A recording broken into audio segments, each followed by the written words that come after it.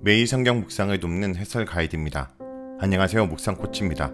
함께 읽고 나눌 말씀은 요한복음 2장 13절에서 25절까지 말씀입니다. 예수님의 성전 정화 행위는 성전을 상업화하는 것에 대한 선지자적 공분에 의한 것입니다. 이것은 난동이 아니었습니다. 하나님의 선지자로 성전이 어지럽혀진 것을 바로잡는 행위였습니다. 하지만 이 사건이 이어지는 유대인들의 대화를 통해 이제 건물이 아니라 예수님이 성전이라고 선포됩니다. 그때는 제자들이 그 말을 깨닫지 못했지만 성령님이 오신 후 깨닫게 될 것입니다. 13절에서 17절 읽겠습니다.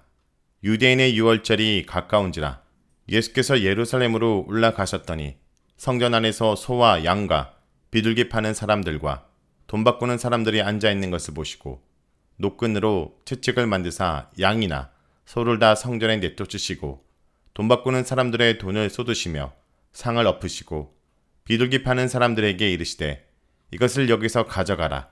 내 아버지의 집으로 장사하는 집을 만들지 말라 하시니 제자들이 성경 말씀에 주의 전을 사모하는 열심히 나를 삼키리라 한 것을 기억하더라. 13절에 유월절이라는 언급이 등장합니다. 신명기 16장 16절에 따르면 모든 유대인 남자는 유월절, 칠칠절, 초막절을 지키러 예루살렘을 방문해야 했습니다.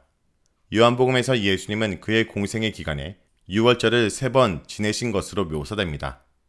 본문은 첫 번째 유월절을 가리키는데 두 번째 유월절은 6장 4절에 언급되고 11장 55절 이후는 세 번째 유월절에 해당됩니다. 특히 유월절은 요한복음에서 예수님의 죽음과 밀접한 관계가 있습니다.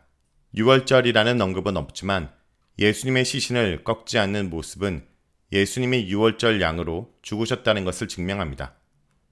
요한복음 저자는 이 단락의 초반부에서 유월절을 언급하며 성전 정화가 예수님의 죽음과 관련 있음을 보여주고 있습니다. 14절의 성전 안은 아마도 이방인의 뜰을 가리키는 것 같습니다. 소와 양과 비둘기는 유월절을 지키기 위해 멀리서 오는 사람들을 배려하기 위한 것입니다. 원래 감난산 자락에 있는 기드온 골짜기에서 판매되었습니다. 돈을 바꾸는 사람들은 로마 주화를 두로의 주화로 바꾸어 주었습니다. 황제의 이미지가 새겨져 있는 로마 주화는 성전세를 위해서 사용될 수 없었습니다. 그래서 당시 유대에서 통용되던 두로의 주화로 바꿀 필요가 있었습니다. 그러나 예수님은 짐승들을 내쫓으시고 돈 바꾸는 사람들의 상을 엎으셨습니다. 예수님이 이렇게 하신 이유는 첫째, 상인들이 폭리를 취하여 사람들에게 부정을 행했기 때문입니다. 그래서 공관복음에서는 예수님이 강도의 소굴이라고 칭하셨다는 표현이 나옵니다. 그러나 예수님의 1차적 분노의 원인은 하나님의 성전, 특별히 이방인 예배를 위한 장소가 부적절하게 사용되고 있었기 때문입니다. 아버지의 집이 장사하는 집으로 사용되고 있었기 때문입니다. 17절에 나오는 구약 인용은 시편 69편 9절입니다. 시편 69편은 고통받는 의인의 호소를 담고 있습니다. 적들의 공격으로부터 구원해달라고 하나님께 호소합니다. 이러한 호소는 시온과 유다의 회복에 대한 열망과 함께 나타납니다. 이런 맥락에서 주의 전을 향한 열심은 하나님을 향한 온전한 예배를 열망하는 것으로 해석될 수 있습니다.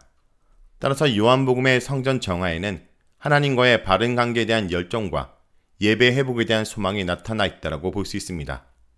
특히 17절에 삼키리라를 제의적으로 해석할 수 있다면 예배 회복이라는 주제는 더 강화될 수 있습니다. 삼키다를 뜻하는 헬라어 카스테시오는 제물을 불태우다 라는 뜻으로 쓰일 때도 있습니다. 예수님은 옛 율법의 대표적 제물인 소와 양을 성전에서 몰아내십니다. 그 대신 하나님의 어린 양인 자신을 하늘의 불에 의해 태워질 새로운 제물로 드러내십니다. 다음은 18절에서 22절 읽겠습니다. 이에 유대인들이 대답하여 예수께 말하기를 내가 이런 일을 행하니 무슨 표적을 우리에게 보이겠느냐. 예수께서 대답하여 이르시되 너희가 이 성전을 헐라 내가 사흘 동안에 일으키리라. 유대인들이 이르되 이 성전은 46년 동안에 지었거늘 내가 3일 동안에 일으켜야겠느냐 하더라. 그러나 예수는 성전된 자기 육체를 가리켜 말씀하신 것이라. 죽은 자 가운데서 살아나신 후에야 제자들이 이 말씀하신 것을 기억하고 성경과 예수께서 하신 말씀을 믿었더라. 유대인들은 예수님의 성전 정화 행위에 대해서 그 정당성을 표적으로 입증하라고 요구합니다. 마태복음 병행 기사에서도 같은 말이 기록되어 있는데 이것 자체는 유대 전통에서 지극히 정상적인 것입니다. 어떤 예언자적 행동을 한 사람은 그 행동이 정당함을 표적으로 보여야 합니다. 그런데 이렇게 요구하는 유대인들의 태도에는 문제가 있어 보입니다. 이들이야말로 이렇게 성전이 상업적으로 이용되도록 허용하고 또 그것으로 배를 불리는 사람들이었을 텐데 예수님의 선지적 행위를 보고 전혀 반성하지 않고 있기 때문입니다. 표적을 보이라는 유대인들의 요구에 예수님은 오히려 그들에게 질문하십니다. 그들이 보고 있는 그 성전을 헐면 그것을 사흘 동안에 다시 일으키겠다는 것입니다. 이들은 이것을 건물 성전으로 오해했습니다. 요한복음에서 사람들, 특히 예수님을 믿지 않는 사람들은 예수님의 말씀과 행위를 오해합니다. 그래서 이들은 예수님의 말이 말도 되지 않는다고 반문합니다. 이들에게는 성전을 헐라는 것도 불경건한 말이고 지금까지 40년 이상을 지어도 다 완성하지 못했는데 그것을 사흘 만에 일으킨다 하니 말도 안 된다는 것입니다. 여기서 예수님은 무너진 성전을 사흘 만에 일으킨다는 말의 본뜻을 설명하지 않습니다. 그것을 설명하는 몫은 복음서 저자에게 돌아갔습니다. 요한복음이 이 성전이 건물 성전이 아니라 바로 예수님의 육체를 가리키는 것이라고 해설합니다. 이 말을 하기 위해 앞에서 요한은 성전을 일으킨다라고 할 때 건물을 세우는 것과 죽은 사람을 부활시키는 것에 다 사용할 수 있는 단어인 에게이로를 선택합니다. 예수님은 건물이 아니라 자신의 몸의 죽음을 의미했던 것입니다.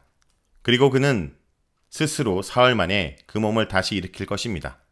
또 여기서 요한이 중요하게 취급한 것은 당시에는 예수님의 대적자들인 유대인들과 예수님의 제자들 모두 이 말의 뜻을 몰랐는데 나중에 제자들이 그것을 어떻게 깨닫게 되었는가 하는 것입니다. 그것은 바로 성령의 역사 때문이라고 말합니다. 요한복음에서 보혜사의 중요한 역할 중 하나는 예수님을 증거하고 제자들에게 예수님의 말을 깨닫게 하는 것입니다. 그런데 그 보혜사는 예수님이 부활하기 전에 제자들에게 오지 않습니다. 그래서 제자들이 예수님 부활 이후에야 이 말의 뜻을 깨달은 것입니다. 다음은 23절에서 25절 읽겠습니다. 6월절에 예수께서 예루살렘에 계시니 많은 사람이 그의 행하시는 표적을 보고 그의 이름을 믿었으나 예수는 그의 몸을 그들에게 의탁하지 아니하셨으니 이는 친히 모든 사람을 아심이요 또 사람들에게 대하여 누구의 증언도 받으실 필요가 없었으니 이는 그가 친히 사람들 속에 있는 것을 아셨음이라. 예수님은 예루살렘에서 여러 표적을 행하지만 요한은 다 기록하지 않습니다. 후에 요한은 그것을 다 기록한다면 셀 수 없이 많을 것이라고 말합니다. 예수님의 표적 행함에는 반드시 본자들의 반응이 요구되는데 여기에서도 그것이 기록되어 있습니다. 이들은 예수님을 믿었다고 했습니다. 그런데 다음 구절에 보면 예수님은 이들을 의지하지 않았다고 합니다. 그렇다면 이 믿음은 온전한 믿음이 아닌 것일까요? 쓰인 문구만으로는 이들의 믿음이 부족한 것을 말한다고 할 수는 없습니다. 여기서 믿는다는 것도 그 다음 구절에서처럼 예수님께 자신들의 몸을 의탁하는 것으로 해석이 가능합니다. 사람들은 그의 표적을 보고 예수님께 의탁했지만 예수님은 그들을 의탁하지 않았습니다. 그 이유는 예수님은 사람들의 드러나는 말 외에 그 배후에 있는 그 사람의 마음의 본질을 알 수 있었기 때문입니다. 여기서 요한복음이 말하라고 했던 말은 예수님의 사역은 자신이 유명해지려고 하거나 사람들에게 인기를 끌기 위함이 아니었다는 사실입니다. 예수님은 하나님의 보내심을 받은 자로서 사람들을 의지하지 않고 하나님의 일만 감당했다라고 말하는 것입니다.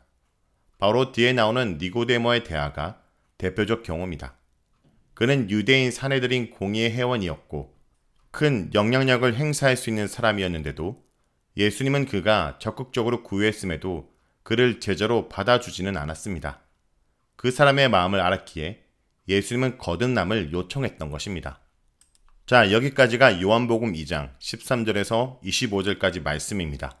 오늘 말씀을 통해 우리는 무엇을 묵상하고 적용해야 할까요? 우리는 예수님이 거하시는 합당한 처소답게 살아야 합니다. 예수님은 탐욕으로 훼손된 성전을 정하셨습니다. 성전들은 이방인들이 와서 하나님께 기도할 수 있는 유일한 장소였으나 재물이 눈이 먼 타락한 권력과 부정한 이윤을 탐하는 자들에 의해 난장판이 되어버렸습니다. 성전에서 드리는 제사를 위해 종교 지도자들의 허락을 받은 합법적 거래였지만 거룩한 하나님을 우롱하고 성전 본래 기능을 무시한 것이었습니다. 하나님보다 물질이 더 인정받는 곳이라면 그것은 교회가 아니라 세상입니다. 성령님이 거하시는 하나님의 성전인 내 자신도 돌아보기 원합니다.